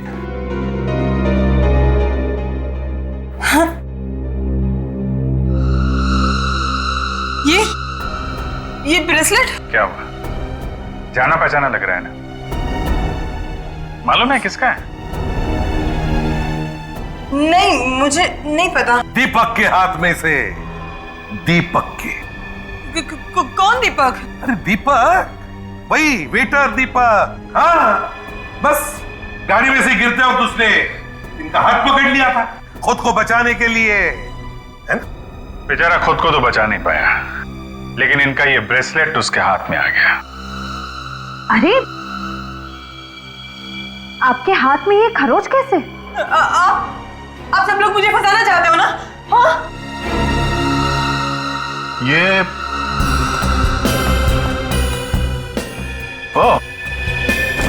ये तो वही बैग है ना जो दीपक बैंक से लेके आया था? जरा पकड़ना। अरे बाप रे, इतने सारे पैसे। पूनम जी, आप तो कह रही थी कि आपकी जिंदगी आंसू में गुजर रही है। लगता है इनके सारे आंसू पैसे बन गए। अरे कहाँ भाग रही हो? अरे कहाँ भाग रही हो? अपने पैसे तो लेती जाओ।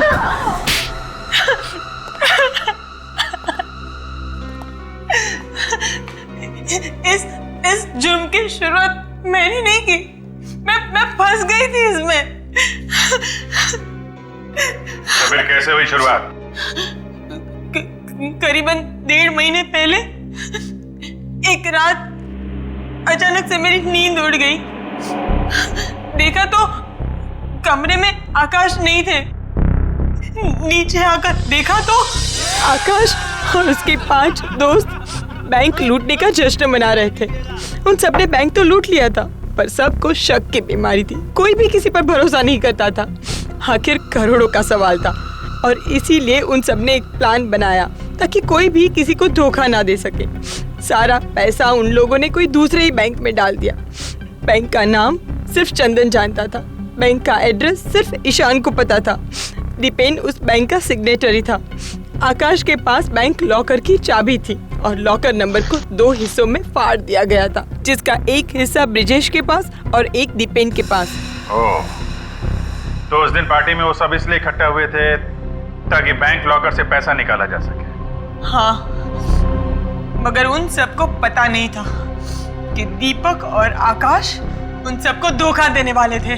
धोखा? कैसा धोखा? उस दिन रात को आता हूं।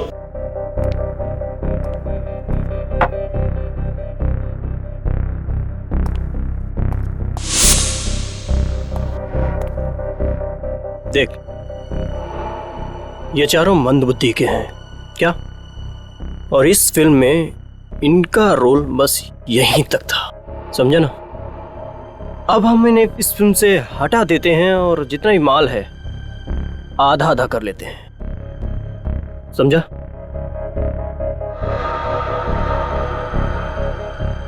नहीं यार, ऐसे कैसे? सोच ले, 12-12 करोड़ या फिर कुछ गड़बड़ तो नहीं होगी? जैसा मैं कहता हूं बस वैसा वैसा करता जा, विश्वास रख, कोई गड़बड़ नहीं होगी। दीपक ने आकाश से कहा कि उन चारों के मरने के बाद उनकी जेब से बैंक लॉकर की डिटेल्स निकाल ले, पर आकाश नहीं जानता था कि दीपक ने आकाश को मारने का भी प्लान बना रखा था।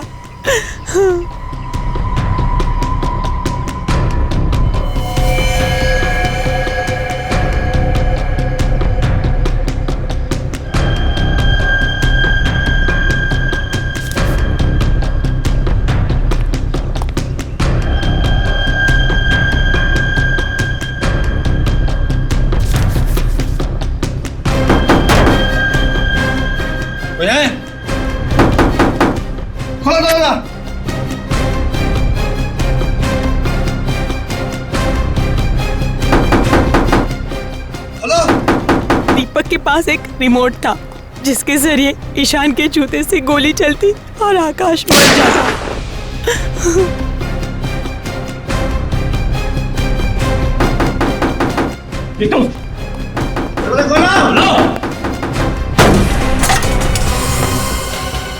हे भगवान! सुमन! सुमन! सुमन! सुमन! जाओ जाके देखो, इनमें से अगर किसी की सांसें चल रही है तो एम्बुलेंस को बुलाते हैं।